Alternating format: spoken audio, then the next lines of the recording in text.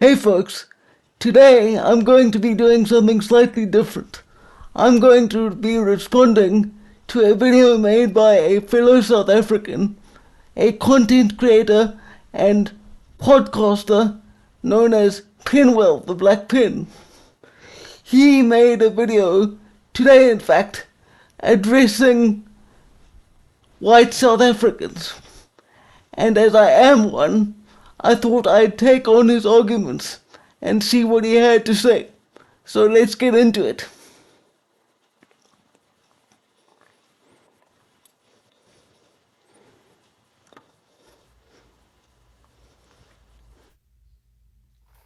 Okay, all right.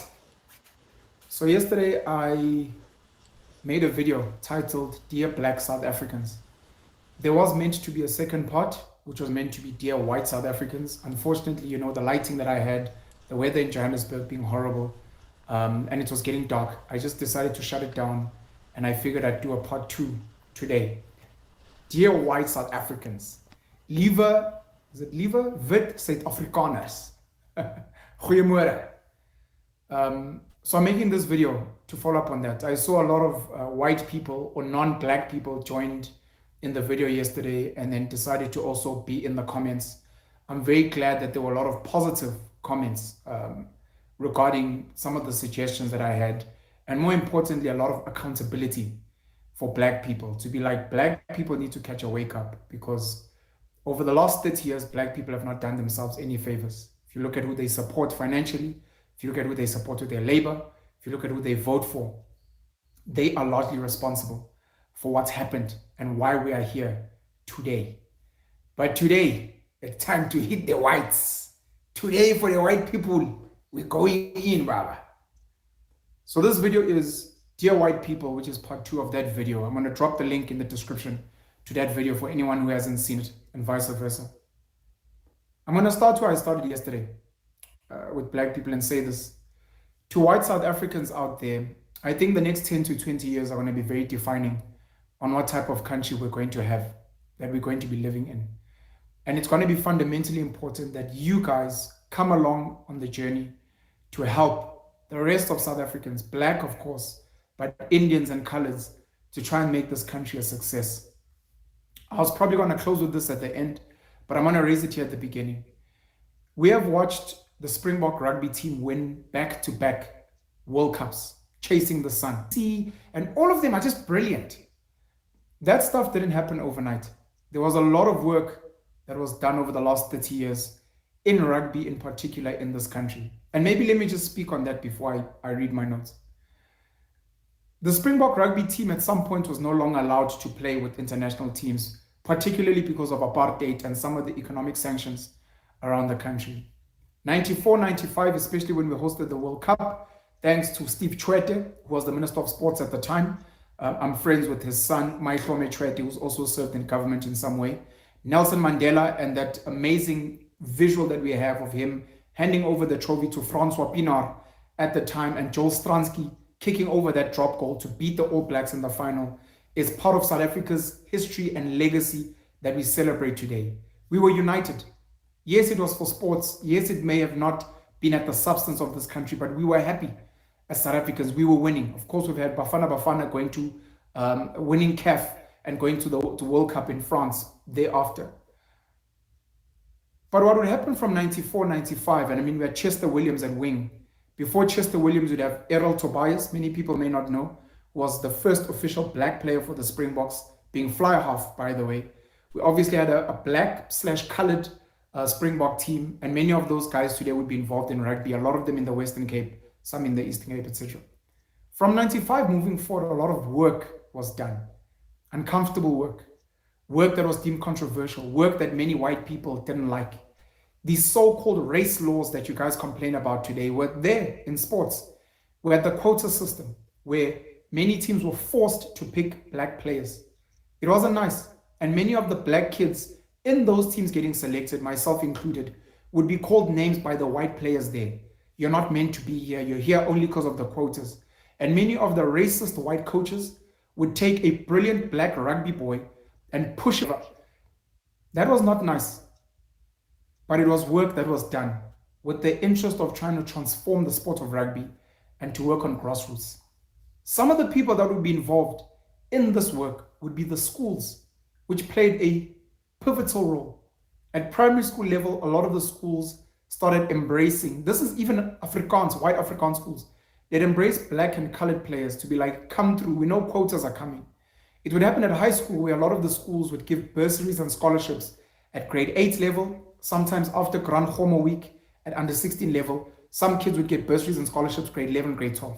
If you look at our rugby in South Africa, you look at some of the top schools, Hoërskool Monument, maybe Hoërskool Waterkloof, Garsfontein, Paul Roos Gymnasium, Paul Boys High, Paul Gymnasium, Affies. We can go around the whole country.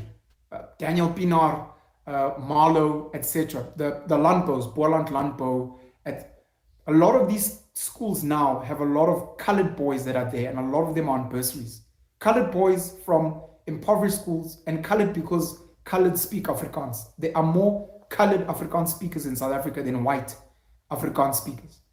So because they knew quotas were coming, these schools would still want to retain that dominance in rugby. So you'd see that there's however many boys from Hoërskool Monument, from Altmekaar College, from Paul Roos Gymnasium that have made Craven Week and South African schools. But when you look, you realize a lot of them are actually colored boys.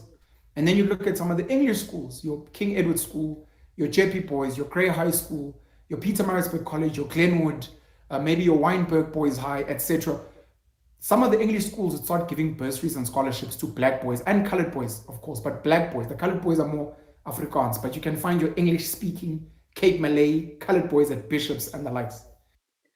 Not to cut him off here, but I need to warn you. I'm familiar with Penuel's content, and he does tend to ramble, so I'm going to do my best to hear him out without interrupting him. But be warned, he does appear to like the sound of his own voice quite a lot, so just prepare yourself. So they'd come into these schools and they would bolster the rugby teams.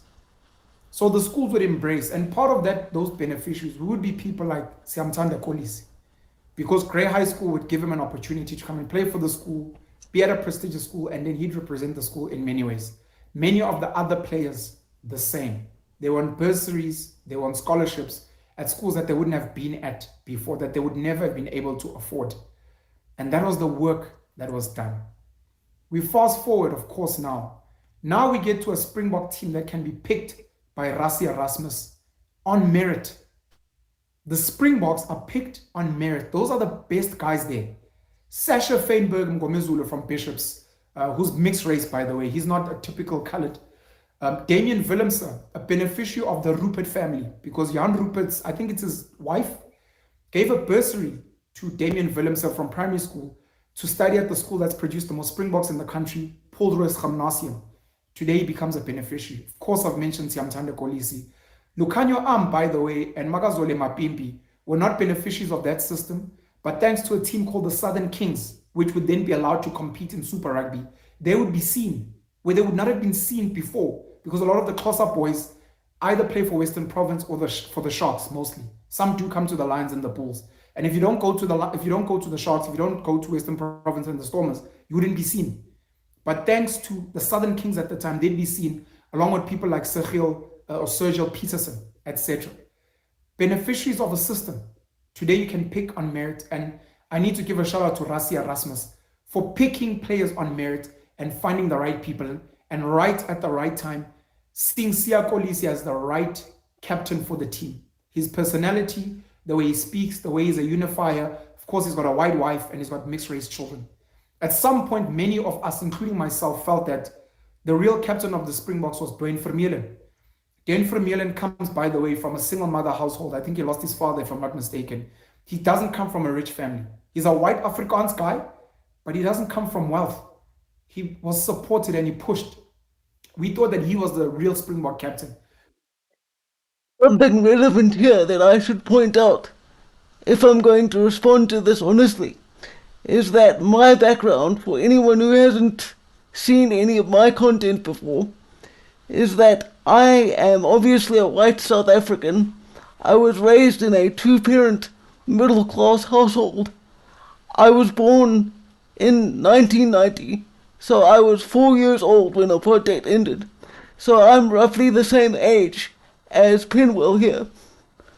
I have also been a recipient of the South African Disability Grant since about the age of 17, and that is because I have quadriplegic cerebral palsy, a neuromuscular disorder that exists because I suffered permanent brain damage at birth, which meant that I had to use a wheelchair for my entire life, and I still do.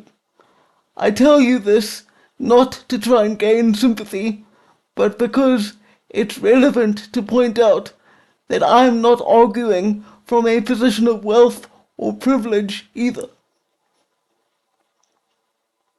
But Erasmus, in his wisdom, saw the importance of Sia Kolisi and having Dwayne Vermeulen. And I think Victor Matfield may have been there, even Etzebeth. All the guys were seniors at the time, and they were all senior positions, and it worked. And they protected the boys. Today, we all get goosebumps when we watch the Springboks when they play. You've got your Colbys, you've got your Curtly Aronses, Lucanio Arm, of course, Caden Moody, but then you've got your Afrikaans boys. My favorite Springbok, Peter Stef Tutoy, by the way, who comes from a small town. He probably could have gotten a scholarship anywhere. Brilliant young boy. You've got your Frans Malherbe from Paul Boys High. You've got your Stephen Kitchoff. You have your golden boy, one of the most, like the Brad Pitt, Johnny Depp of rugby, and the Dan Carter being Henry Pollard, who's won World Cups to back, Mr. Reliable. At some point, the highest paid rugby player in the world. Sorry, I'm going on a deviation. I know I love rugby. I'm sorry. A lot of work was done to get the Springboks where they are. If we want to do the same with politics, if we want to do the same in the economy, we're going to have to go through some discomfort. There needs to be a lot of investment at grassroots level. And then in 10, 20, 30 years' time, like the Springboks now, we can then start speaking about merit. We can speak about a black leader of the DA, let's say like a Musi Maimane, who's there on merit. We can speak about a white leader of the ANC, who's like a Peter Stef Tutoy. Okay, if I'm understanding the argument correctly, he is using rugby as an analogy for the quotas which are in place and have been in place over the South African economy for decades at this point, ever since the abolishment of apartheid. I take serious issue with this because you cannot compare the management of the macroeconomic systems of a nation to choosing players on a rugby team, even one on a national level. Managing an economy is far more complicated than managing a rugby team at scale. And so, if he's making the argument I think he's making here, that we need to accept quotas in the economy and in other areas of South African life for another 2 to 3 decades, I'm going to have to say absolutely not. We have had quotas such as he's described for almost 3 decades, if not more, at this point already. And look at the state of South Africa right now.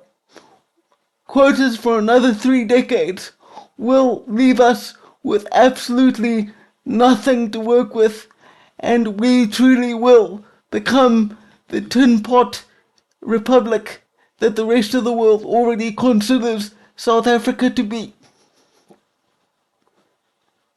Who's like a Bismarck du Plessis, who's like a Henry Pollard, who's a Willie Leroux, who's there on merit, and we love them. And you ask any black guy who must take the kick, Henry Pollard. You ask any black guy, who do you select there for your Lucy's? Peter Stef Tutoy, Eben Etzebeth is going to be one of my locks. Of course, we need Frans Malherbe, we need Stephen Kitchoff, we need Malcolm Marx, but we also need Bongi Mbonambi. We also need Trevor Nyaga because they understand, but it's because of the work that has been done at grassroots level and through the structures all the way to the top. So this is my plea to white South Africans. Let me go to my notes.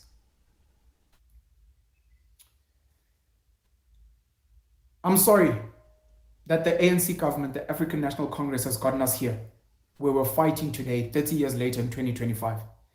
Unlike the Springboks, we're not celebrating. We're actually at each other's throats. There are white South Africans that are trying to leave the country, that are showing their racism, that are angry. They're taking out their anger on black people. The anger actually should be directed at the ANC. But to be honest, I'm sorry. Because the reality is it's been a majority of black people that have voted for the ANC. To white people, by the way, there's something positive about the fact that black people didn't vote as much for the ANC now. Yes, they may have voted for Umkhonto we and Jacob Zuma, and if you take the ANC's 40% plus Jacob Zuma and the MK party's 14, that's 54%. So it's largely the same guys. If you add the EFF's 9%, that takes the 54% to 63. By the way, 63% of black people voting for the ANC, Umkhonto we or the EFF. If we add the Patriotic Alliance, if we add the IFP, and maybe a few others, the ATM, the PAC, which are predominantly black parties, all of a sudden it looks very different. But for the fact that the ANC that got us here, some people are saying we don't really believe in them anymore. That's a step in the right direction. I've voted for the ANC twice. I'm sorry. I voted for the ANC, I think at the time, Thabo Mbeki. No. Jacob Zuma was going to be president. I voted for the ANC. I loved Jacob Zuma. By the way, I still like Jacob Zuma. I disagree with some of his politics. I disagree with some of the ways he moves. Okay, if you say you still like Jacob Zuma, I'm going to have to ask you why exactly. Because when the Umkhonto we party was formed, I watched that press briefing, and Jacob Zuma made it clear in no uncertain terms that his plan, should he rise to power again, is to revert South Africa to a system of tribal customary law. Now, Penuel is someone who claims to be an advocate for a non-racial South Africa. Under a system the likes of which Jacob Zuma advocates for, there is no way South Africa could ever be non-racial in its functioning, because Jacob Zuma prioritizes tribal values, and of course, why would he not? As a tribal leader, he would stand to benefit the most. Not only that, I believe that if you are honest about Jacob Zuma's time at the top of the country when he served as president, in the post-apartheid history of South Africa, certainly, but perhaps in the history of modern South Africa as a whole, apartheid included, Jacob Zuma has done the most to destroy our economy, to destabilize the social paradigm under which we live, and to basically loot this country for all that it was worth for himself and his cronies. So if you say you like him, once again, I'm going to have to ask why. I voted for Jacob Zuma's ANC.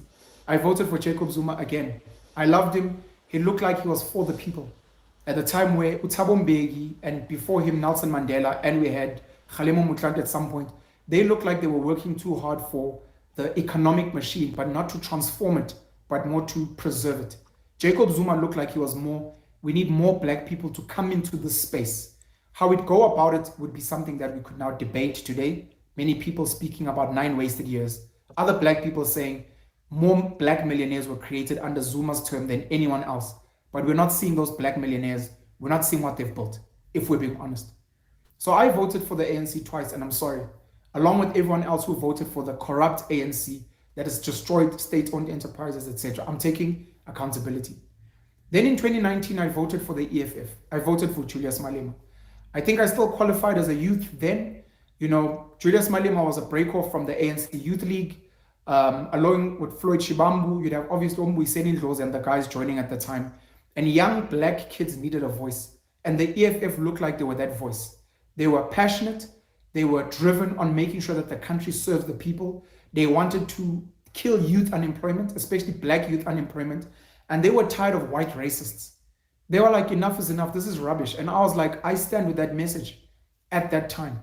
The DA had looked like it was getting fronts, your Musi Maimanis, your Lindiwe Mazibugos, your Pumzile Van Dams. I didn't really trust them at the time. I wasn't really sure where they were going. So I apologize and I'm responsible. So that's where I am now. Of course, in last year's elections, which is the election that I've probably been the most involved in, especially with meeting politicians, sharing my views, etc. There were two national ballots. I voted for Gayton McKenzie in one of my ballots. I thought he was a great leader and he was my favorite political leader, never mind the party at the time. I voted for Action SA of Herman Mashaba. Having left the Democratic Alliance, the good work he'd done in Johannesburg as a mayor under the DA, the fact that he looked like he was bringing together black and white people, some from the DA, some clever blacks, to be like, we want to work, we want this country to move forward. The DA feels a bit racist. We're not here for the EFF and its pro-black stances. Something I should clarify is when Penuel uses the phrase clever blacks, that refers to a certain kind of black person, specifically a black person who's been educated at schools with Western values, has been taught to speak English and other European languages fluently, and basically been raised within a kind of free market capitalist paradigm. Clever blacks was a phrase, ironically enough, that was popularized by Jacob Zuma himself. And when he first used it in Parliament, it was not meant in a positive light, because the clever blacks he was referring to would be the ones who would openly criticize his corruption and self-interest. Of course, the ANC's destroyed the country. Action SA looked like a good compromise. So I voted for Gayton, I voted for Herman Mashaba. And then from a provincial level, I voted for Build One South Africa of Musi Maimane. They were speaking about, because they graduated from One South Africa, they were speaking about the idea of we need more communities to be stronger. And Build One South Africa is going to empower community leaders, something I fundamentally believe in, something that Laurent Bernardo's OHM movement believes in, empowering communities, something that the people of Orania believe in, it's something that AfriForum leaders believe in. I think even Stephen Bantu Bigo of Black Consciousness was saying, let's become self-determining, let's be self-sustaining. It's the ethos of the Black Panther Party in America under Huey P. Newton. It's the ethos of the Nation of Islam, led by Minister Louis Farrakhan in America, to say we need communities to become. One thing to clarify here. As I understand it, both the Black Panther Party and the Nation of Islam are not just organizations that promote black excellence and black self-reliance. They are far left-wing, militant black separatist organizations. So if Penuel is going to take his philosophical lead from people like that, I have serious concerns about exactly where his head is. Become stronger. And Bossa looked like it stood for that. Musi Maimane, of course, had the credentials of the Democratic Alliance. There were new players in Nobuntu Hlazo Webster as the co-founder, people like Ayanda Ali. I was like, I think this is a good balance of votes. So I changed. I didn't vote for the ANC last year. I can't take criticism for that. Other black people, the 40%, will vote, especially the people of Limpopo and the Eastern Cape, the poorest provinces in the country that seem to love pain. And I tried to get people to not vote for the ANC. I didn't want to vote for the EFF because they become arrogant. They look like they were prioritizing one Africa when we still have our own problems here. We need to fix the Springboks, but you're worried about building like African rugby teams. Can we fix our team here first? They were speaking about national. I'm not sure why Julius Malema and the EFF's actions confuse you. He is quite clear as to the nature of his objectives. He is a self-identified Marxist who wants Africa for Africans, meaning not people like me. He does not want to work with people of other races. Hell, the man can't even hardly work with people in his own party. Look how often he kicks people out for disobeying him, or how often they leave now to join Mkhonto Wesizwe. Julius Malema is not a unifying leader. Unification is not in his mind. He wants to rule this country with an iron fist at any cost. And if you disagree and you think I'm simply being racist, then you must not be listening to the same speeches I do. Nationalization when they hadn't proven any credibility in that type of space. And frankly, they've become arrogant, like the ANC. When you ask questions, when you try to criticize the EFF, you just get attacked. So I was like, I can't vote for such an arrogant party that refuses to engage with those of us who had voted for them before. And then the DA to this day, when I settled Rob Hersoff, I said this on Convo. It dropped last week, if I'm not mistaken. I said I do believe the DA is a racist party. For clarification, Rob Hersoff is a well-known industrialist, an investor, and an entrepreneur. He is one of South Africa's foremost billionaires. So that's who he is. And for those who may not know, the DA is the kind of moderate left-wing party that we have here in South Africa.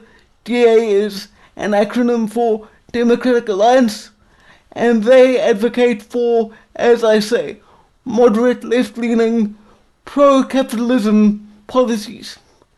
Right now, they are actively in court trying to legally oppose the newly signed Land Expropriation Act, which makes things very complicated on a national level because right now the Democratic Alliance is the biggest political partner to the ANC in what is known as South Africa's Government of National Unity.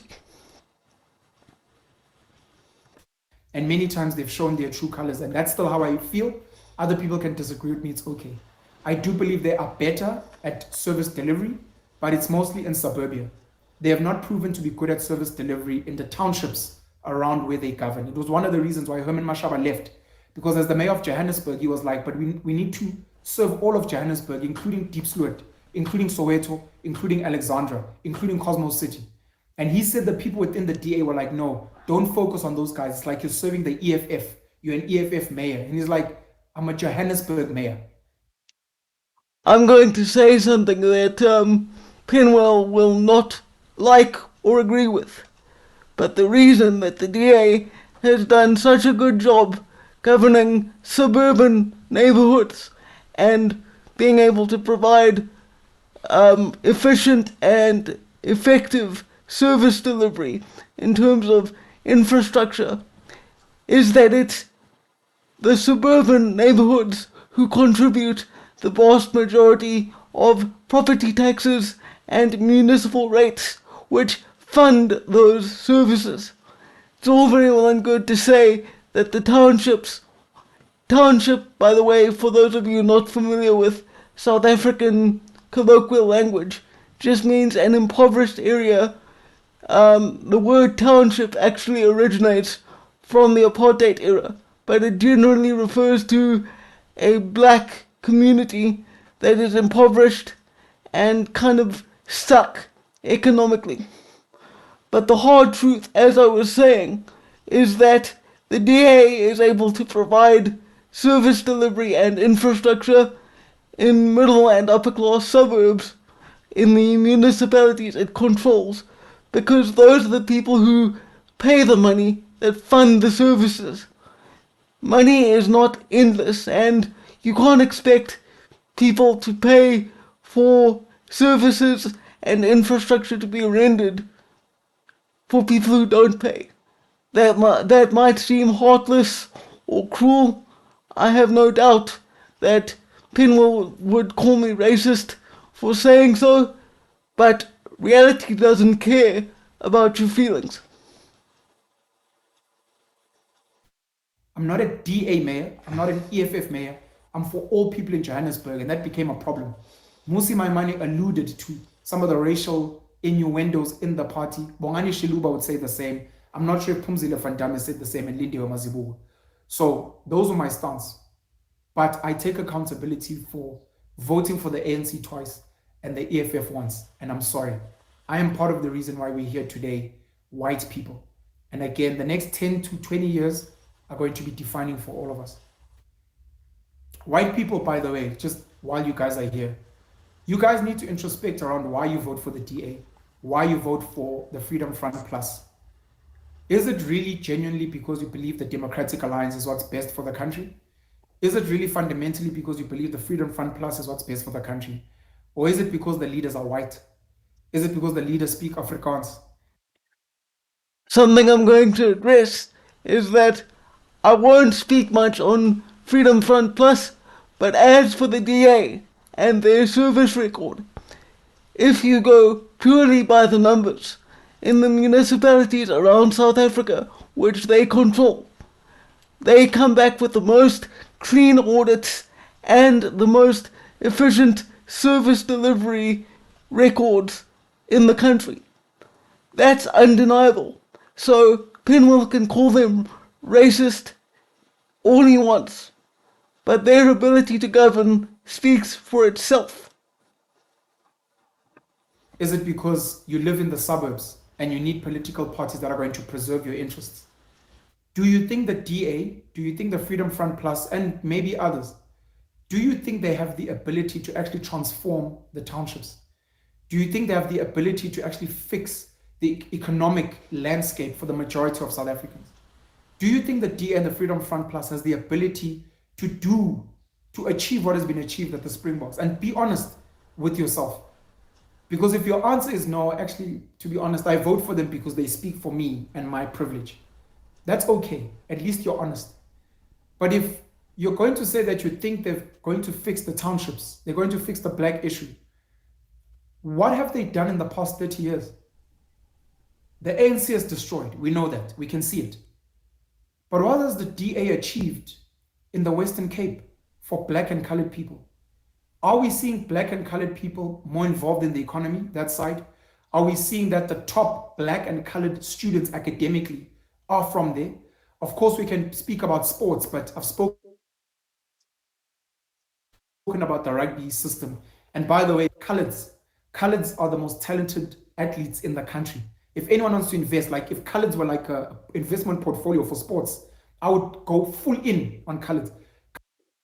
I should clarify here as well that when Penuel uses the phrase coloureds, that might sound racially derogatory to non-South Africans, but just so you understand, in South Africa, coloureds are an ethnically distinct racial group with their own identity and culture.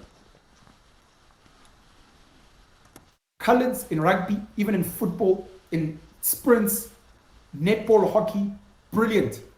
So of course that would work in the Western Cape. And then the platforms, some of these top schools, which are legacies of the investments with apartheid and colonialism, they suit them.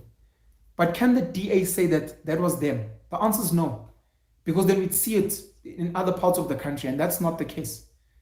They have not been able to ensure that black and colored children in the Western Cape and some of the other areas, I mean, maybe you can look at some of the wards and municipalities they run, Umhlanga, Belito, you look at places like Sandton, Fourways, these places where the DA has got some kind of stronghold. If the DA is running Fourways, what are they doing for Deep Sloot? If the DA is running Umhlanga, I forget the townships around Umhlanga and Belito, but those townships, do they look like they're living better? Or are they preserving white privilege? And those black people, they not only are they living in squalor, but those rich white people, they are actually hiring foreigners, not even local South Africans. Which means the DA also in some ways being destructive because they are not creating jobs for the locals there.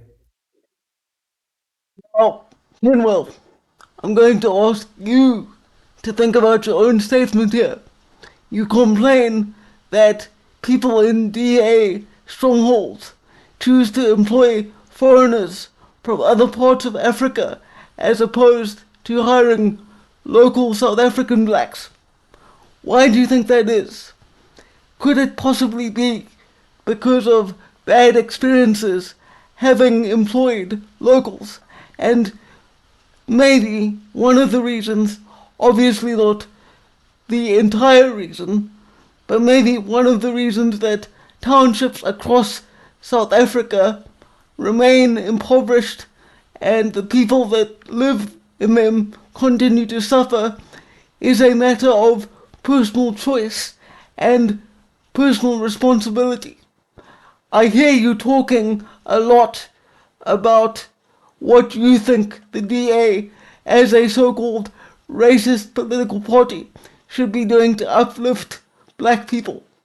But if, as you say, the DA only stands to represent white privilege and white interests, wouldn't it be racist of them to then uplift blacks? Because wouldn't that be a paternalistic and patronizing attitude, the likes of which most of the international community would consider racist? And that becomes an issue. The other things I need to take blame for, and this is me addressing white people, I have had an ability in the last 30 years to buy from black businesses. Because white people will blame you for many things, and we must. But then there's certain things where I need to say, and this is something you can tell your black friends, that yeah, but you black guys, I was listening to Pen the other day, the Swart Pen, saying, but part of the problem, Sipo, part of the problem, Chepu, Utsepo, part of the problem, Slindile, is you black people. Part of the problem is black people in South Africa don't support black businesses.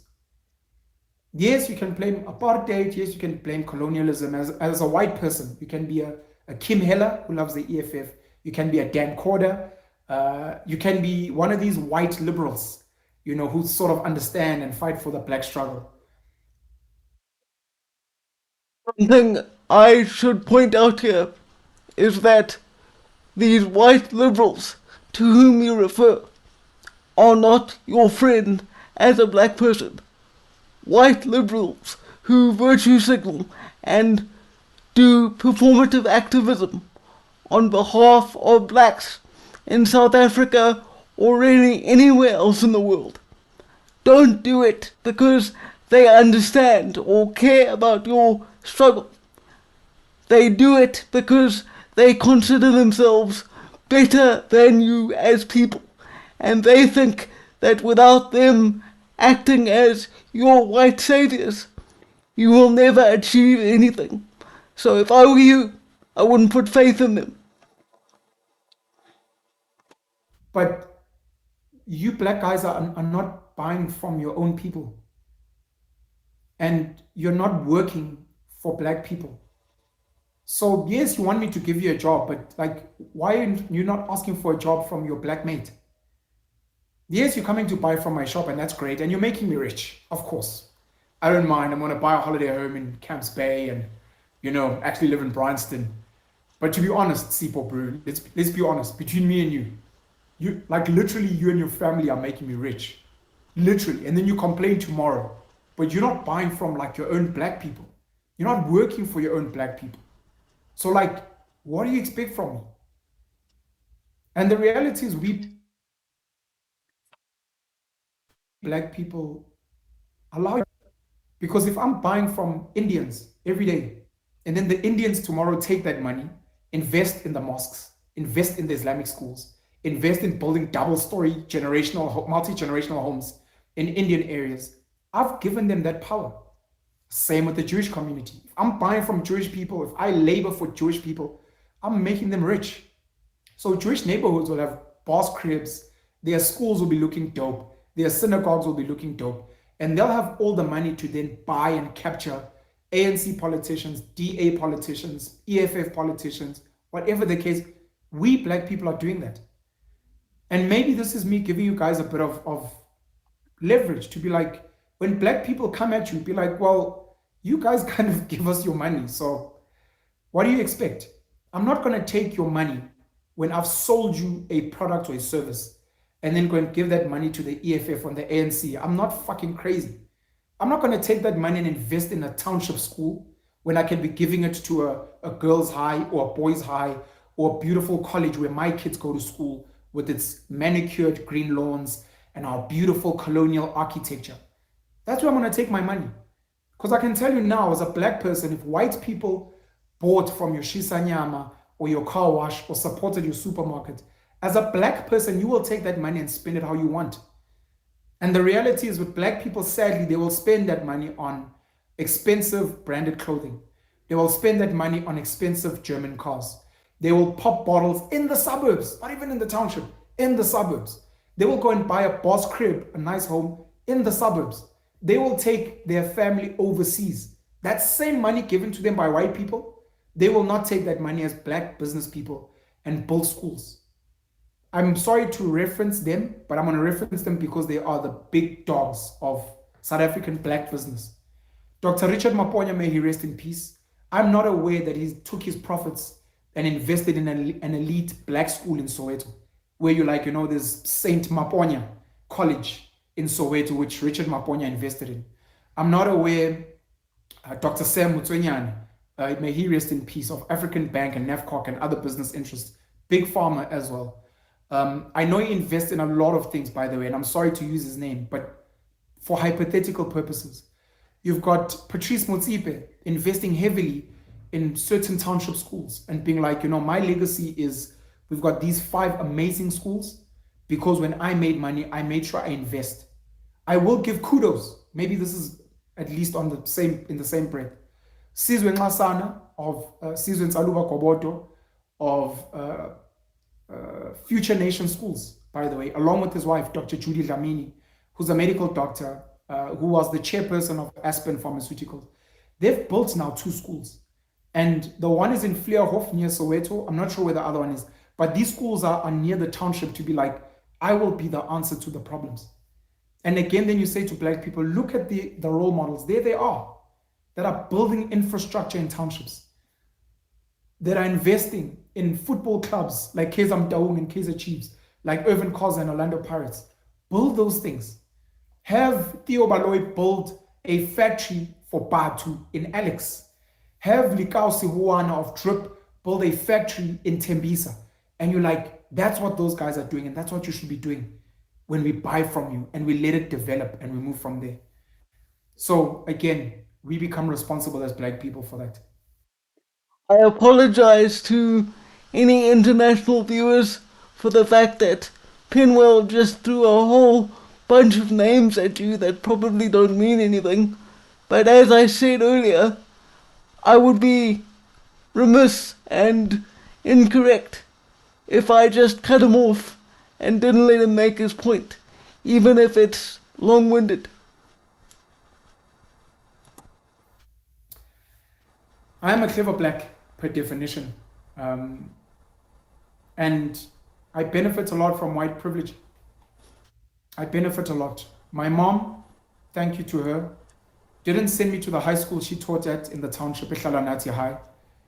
She sent me to Newcastle High School. Good school.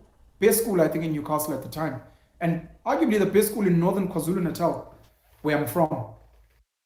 Okay, if I accept the premise that white privilege exists, which I don't, but let's say I go with you, and I agree that white privilege is a thing that needs to be addressed. By definition, you, as a non-white person, cannot benefit from white privilege. For the record, I categorically deny the existence of white privilege. The only privilege that exists in South Africa or anywhere else in the world is granted by wealth. And you said that your mother worked hard to get you into a good school rather than having you educated at a township school. Why do you think she did that?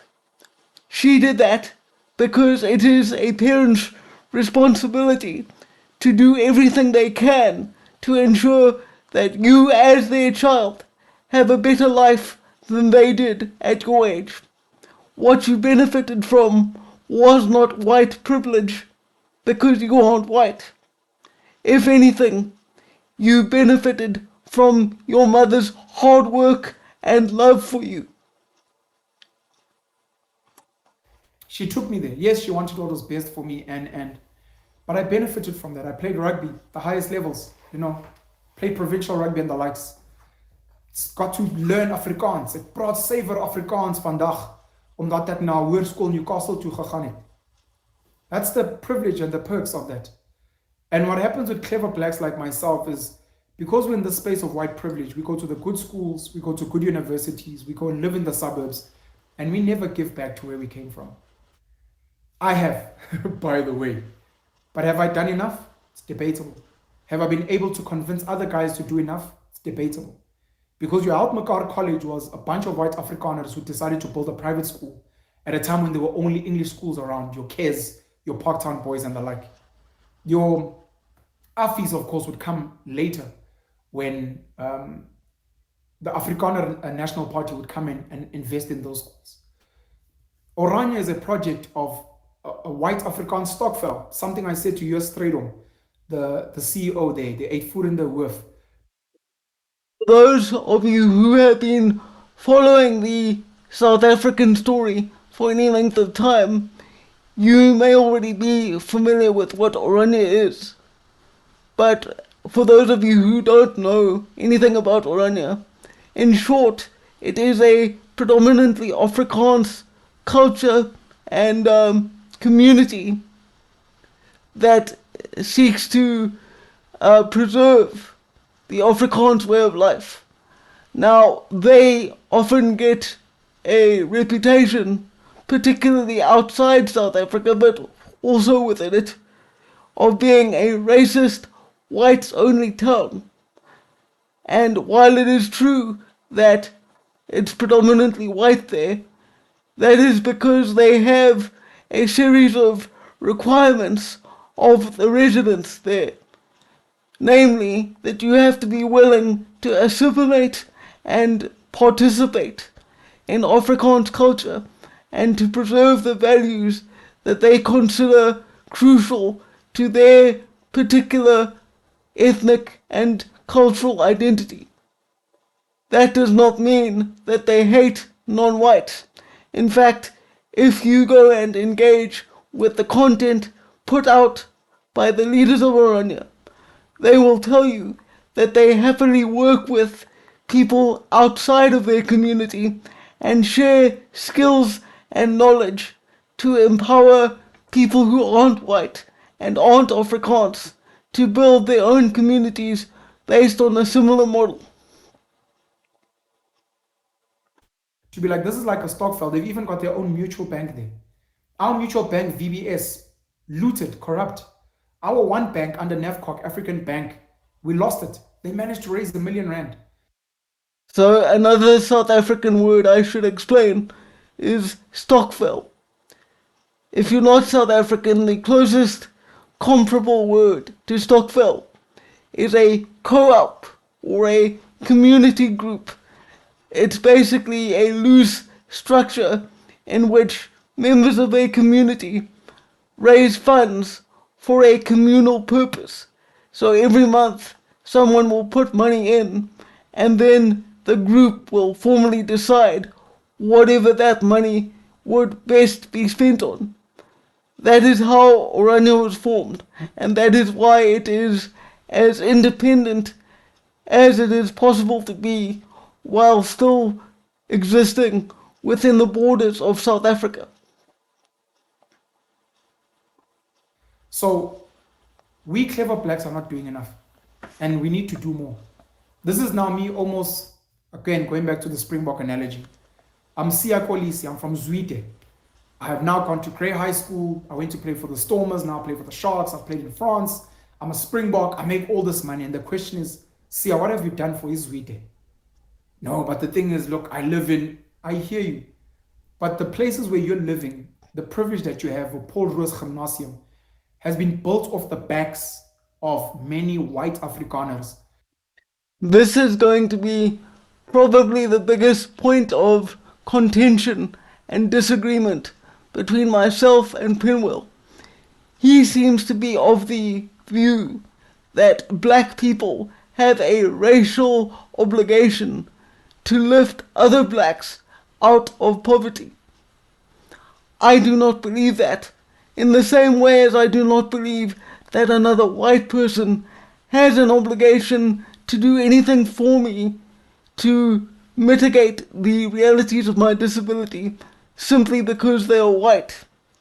If anyone helps me with anything in my life, regardless of what race they happen to be, they can be black, white, Indian, colored, Chinese, Japanese, whatever the hell you want.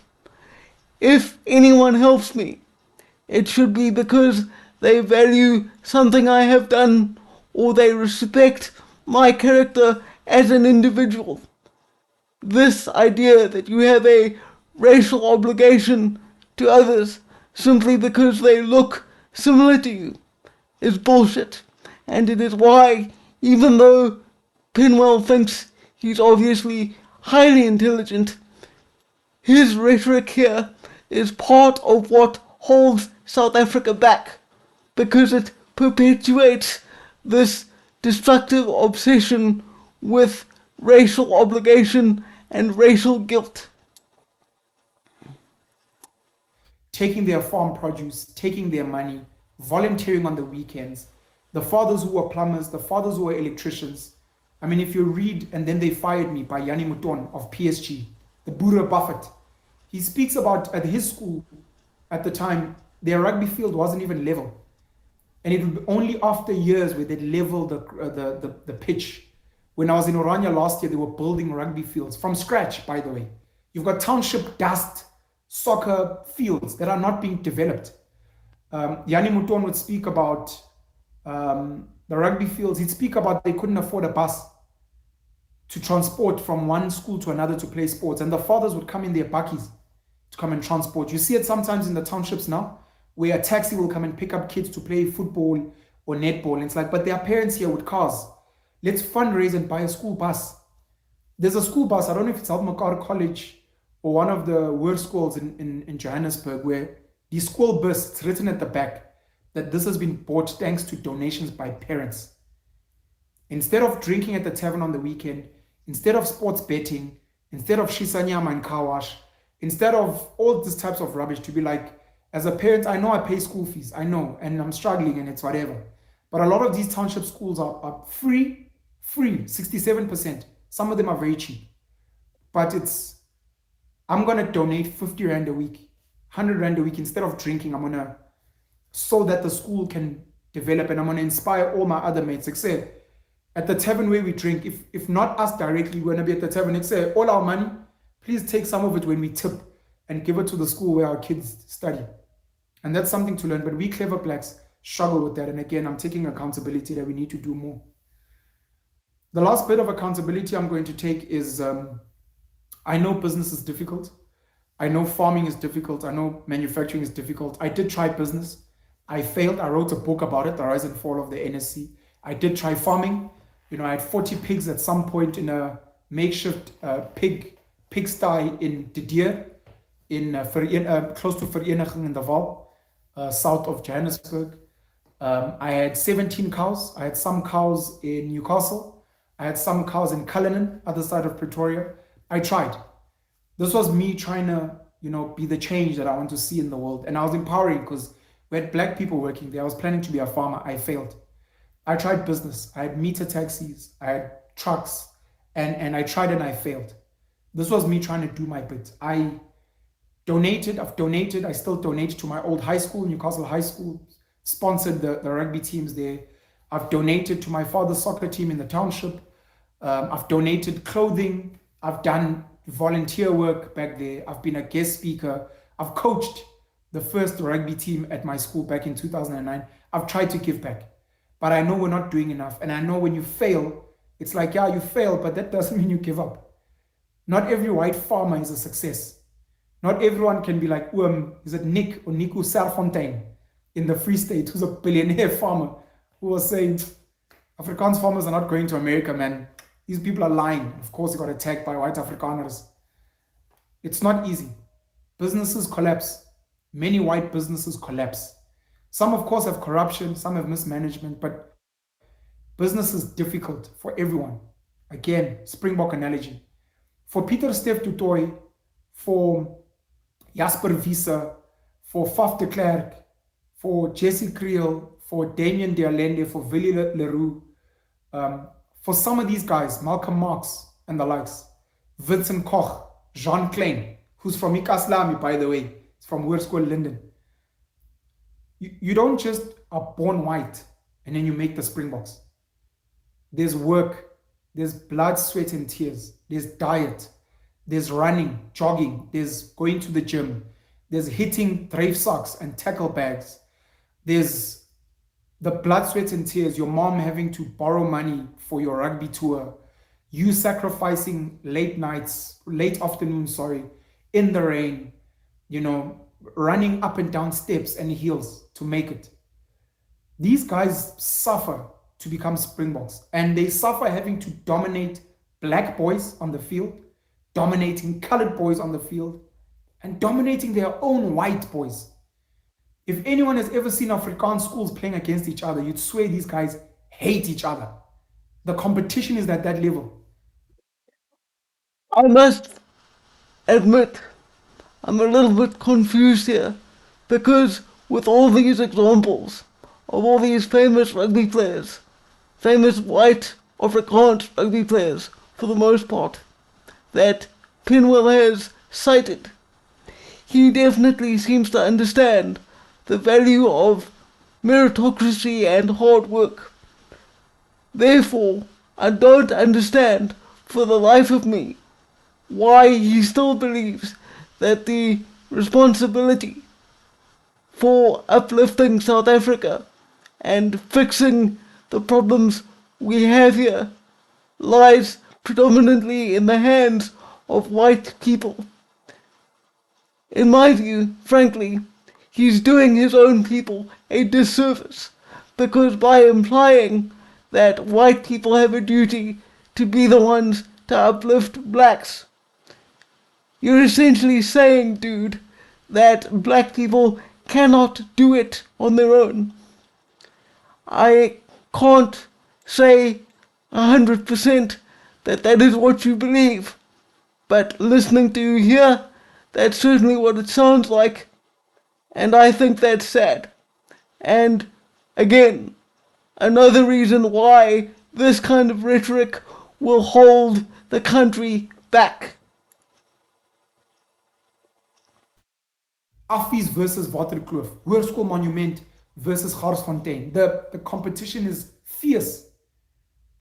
They also go through the pain. Yes, they were assisted by apartheid laws but it's tough, and business is the same. And this is me saying I understand, man, but again, white people, white South Africans, you're going to have to help us.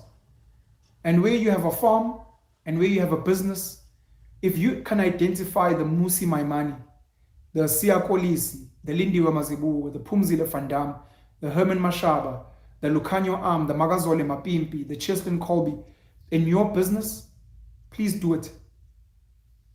Johan Rupert saw talent in GT Ferreira, Paul Harris, Laurie de Penal. He saw talent and he gave them his banking license. They built First Rand into what it is today with your Outsurance, your Momentum, your FNB, your Rand Merchant Bank. They built it into a juggernaut. He saw talent. In the spirit of Rassi Erasmus and building, they saw talent in Sizwe Nxasana.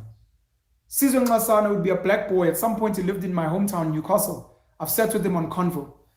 They saw talent in him. He built his own thing. He opened the first black accounting firm, Sizwe and Company. He wasn't the first black CA. That would be Professor Wiseman Nkuhlu, if I'm not mistaken. But he opened the first black accounting practice. He's the one that's responsible for the Future Nation schools. To say, we will lift you and make you CEO of First Rand. Traditionally Afrikaans space. He'd had paid his dues. He was, I think, CEO of Telkom. I think he'd been on the boards of other executives. He'd proved his worth, and he'd run many businesses, especially with his wife. He became the Siya Kolisi of business, and they saw talent in him. Arguably, we could say Patrice Motsepe is the same. They saw talent. The Menel family saw talent in Patrice.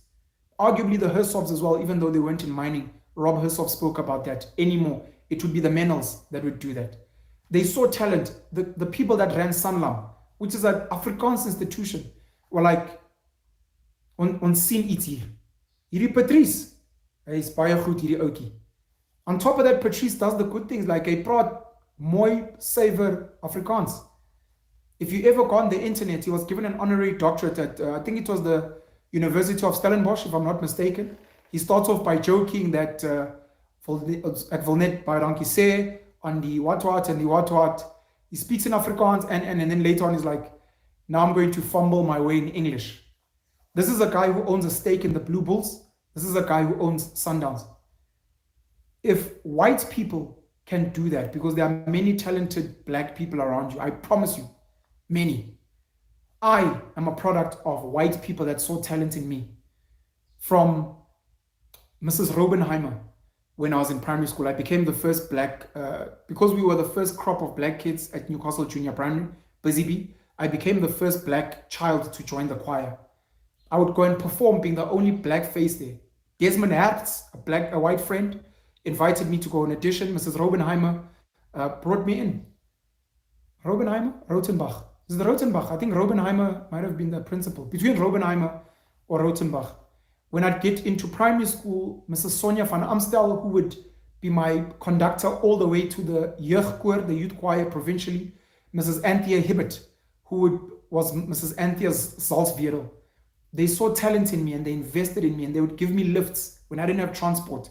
I wasn't being given lifts by black people. I was being given lifts by them late at night. Meneer Dirk Coetzee. Dirk Coetzee was way before your Rassie Erasmus. Dirk Coetzee, I played under 13A rugby, first team at primary school for him. Before quotas, Dirk Coetzee saw black talent in myself, in people like Blessing Vilakazi I played with, Ugwazi Mkhize, Usanele Ngema, who would get a bursary at Maritzburg College and become a lawyer, by the way. He's a school teacher himself now. Talent in my brother, Penson Mlotshwa, in so many other black boys, at a time when it was unfavorable to do so. And we'd be there playing with our Afrikaans mates, Werner de Klerk, Muller Scholes, Yanni Boshoff, who'd go on to play for the Lions, who'd also get a bursary at Maritzburg College. He's my homeboy, because we're from the same neighborhood in Newcastle. Saw talent. Mr. Harold Gous in high school again. Outside of quotas, just selecting myself, Mfundo Makoba, Mapitas Tole, Sipho Makaza, Pilani Mbele. At a time, Sizwe Beng, Stivan, may he rest in peace, Uzungu. At a time, Mzamumbuli, when it wasn't favorable to do so. Mr. Van Rensburg, Kali van Rensburg, who would select Colin Bunene, who would be the first black boy to play first team at Newcastle High School. Meneer Swanepoel. These were the guys that gave us a chance at a time when it was unfavorable. Mr. William Silk. Meneer Kobus Dippenaar, who sponsored my first trip overseas when I was in grade 11. And all the other white people in my life. We can have a debate about what's going on in the country now and our views between myself and Rob Hersoff and whatever his intentions are or were with our friendship. Maybe add Rob Hersoff. But he's not the only one. He just might be a popular person in the country because of his family that's very wealthy. Okay, Penuel, you have just spent several minutes listing all the white people that have helped you throughout the course of your life, and you are just one black guy. How can you then simultaneously make the argument that white people don't do enough to improve the conditions for all South Africans? Because I'm confused here. You seem to be in two minds. You have no problem listing examples of all the white people you know who've done things to lift you up and improve your circumstances and provide you with opportunities in life. But at the same time, you continue to say that white people aren't doing enough, and that if we don't do more than we currently do, then we must just be racist. I don't understand how your mind works. There are many unknown white people in my life who are friends with me. Khaled Furi, who chats to me every day, and other white people. The names are escaping me. I could go through a long list. White business people, white sponsors, white friends. My best friend in primary school, Johannes Potas and his dad, Jacques Prinsloo, who was my head boy. I was deputy head at high school. People that saw talent in me at a time when they didn't need to. And they were like, this is the best guy for the team. Who should be playing fly half? That guy there. Who should be playing fullback? That guy. That guy is fucking brilliant. Penuel should be the captain of our team. There's You don't get quota points or anything for making a black guy your captain. It's not like BEE. And when guys are gonna be like, we want this guy, it was Explain what BEE is, in case non-South Africans have never heard that term before, although you will have if you know anything about the socio-economic situation in South Africa. BEE is short for Black Economic Empowerment, and it is the legislative structure under which black people in particular, but also other non-whites, are given preferential treatment over white people in terms of employment and other economic opportunities. very sad, man, that during COVID, Grey College in Bloemfontein had their first black captain. I forget his name now. Um, and he wouldn't get to play because of COVID. Grey College, the best school in Africa, the best rugby school in the world, arguably. At some point it would be Paul Ruiz or maybe some others. That would be brilliant. And you're like, there's talent here. Opa Mohoji, by the way, would be another great guy in the Free State where Allah brought the deepest of Afrikaans. And he'd be captain of Kofsies. And he'd be captain of the Free State Cheetahs. So to white people out there, I'm asking you, and look, the talent doesn't have to be just the black kids that speak good English or speak good Afrikaans. Sia Kolisi went to Grey High School struggling with English. He'd get white mates there who would teach him. His best mate today now is Ibn Etzebeth, of course. But guys were like, bro, I'll teach you. Because they saw something. In the same way as a white person, you can see something in a white child, a boy or a girl, and you're like, I see potential here. Try and see potential in black and colored and Indian children. And be the Rasi Erasmus in your space. Because the next 10 to 20 years is going to be vital. There are white people, the Oppenheimers, that saw that in Nelson Mandela, that saw that in Cyril Ramaphosa. They invested in them and those guys have done well for them. Except those people haven't done well for transformation, unfortunately. Thabo Mbeki is also highly favored by Johan Rupert and others. Doe Steyn, close friend of Nelson Mandela as well. Eric Sampson, close friend of Nelson Mandela, would donate R1 million to the Nelson Mandela Children's Fund without asking for anything in return. We need you guys to do more of that. You don't need to be wealthy. You can run a little shop and you're like, I've got people that work here. You can run a little farm and you're like, in this farm, I'm going to make sure that some of these guys get a lease on some of this land and we become partners. The Van Sale family, Tommy and the boys in Limpopo, who are close friends with Tito Mboweni, would also have good relationships with black farmers there. He may have left farming now. I think Ivan Karin of Karin Beef in Heidelberg, he had black farmers that were supplying him with some of the heifers, some of the cows there on the farm. We need more of that. Charles Senegal, who does sugar or pongolo, as an example. We need that. We need more of that working together. Don't pick political guys who don't fucking know how to run anything and give them a piece of your farm and make them front in your business and give them board seats. Give people with potential that are willing to work hard. A lot of Afrikaans business people used to cherish Jabu Mabuza because they were like, this is a real businessman. Richard Mapone, this is a real businessman. These are people who want to work with, that understand business, that understand that we can struggle, that, put skin in the game. They also sweat here. They also take out loans. They also lose their house or their cars when we sing our fucking asses. Christo Visa, one of my favorite South African entrepreneurs, if not my favorite by far, outside of having his children, should also have his own Musi Maimane Siya Kolisi and be like, these are the two black, male, female, colored, black, these are the other guys I'm grooming. They may not necessarily run my company, but later on, part of my legacy is that I groomed them here, these guys here.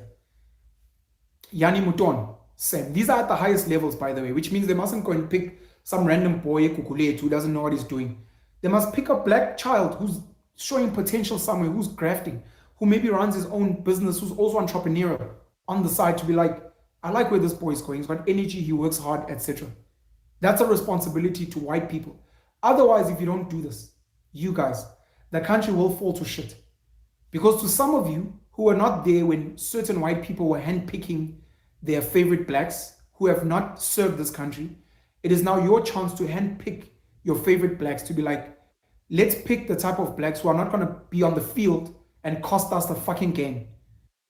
Okay, so by your standards here, you're saying that in the previous generation, before the end of apartheid, the white people who controlled South Africa's economy handpicked their favorite blacks, and their favorite blacks didn't turn out to do well for the country as a whole.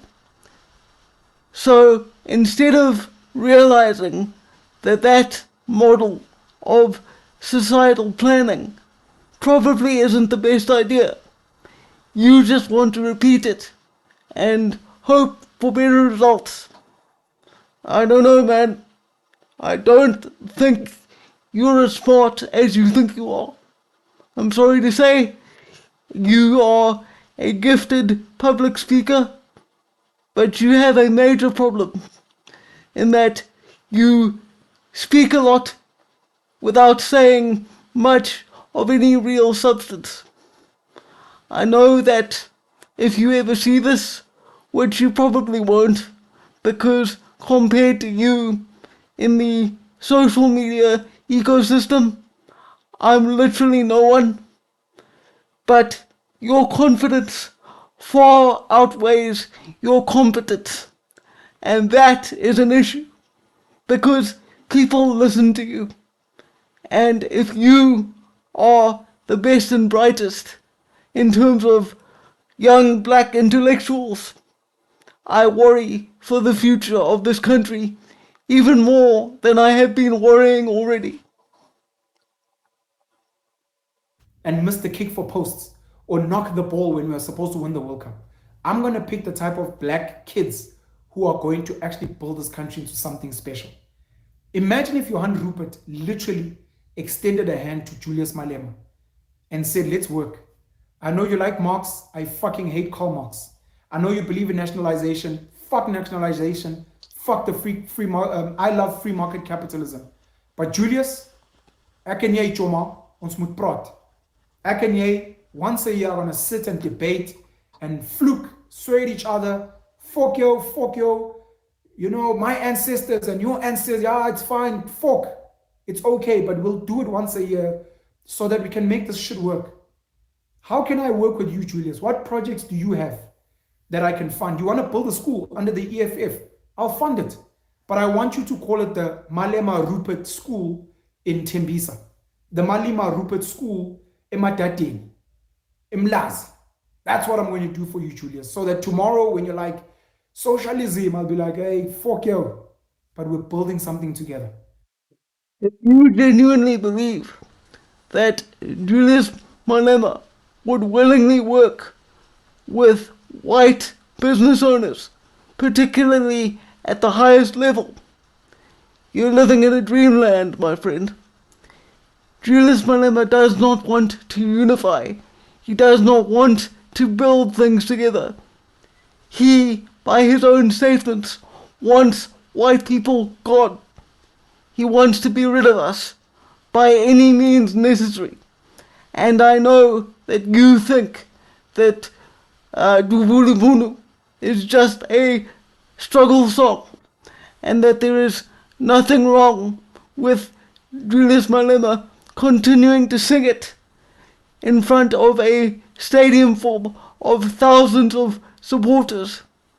But if you genuinely believe that someone like Julius Malema can stand as a unifying figure in this country, then I can't take you seriously as a public figure, and I don't think anyone in their right mind would want to work with you. Right, folks, as you can see, there is more to this video, but quite frankly, I'm done listening to Penuel ramble. I think it's been long enough now that you see what his general mindset is and where he's coming from. I don't think that if I met this guy in person that we could ever have a productive conversation, because as much as he talks about black independence and black self-reliance, he still seems to believe that the ultimate responsibility for repairing the damage done by the ANC rests with white people. And if he believes that white people still have to be the saviors of this country, despite the fact that on a daily basis we are blamed from all sides for the problems of this country, and blamed still after decades for what was done during apartheid. If you think that this guy is the future of our country, or that anyone should work with him, I think he has shown you well enough now that he is not someone to be taken seriously in the public space.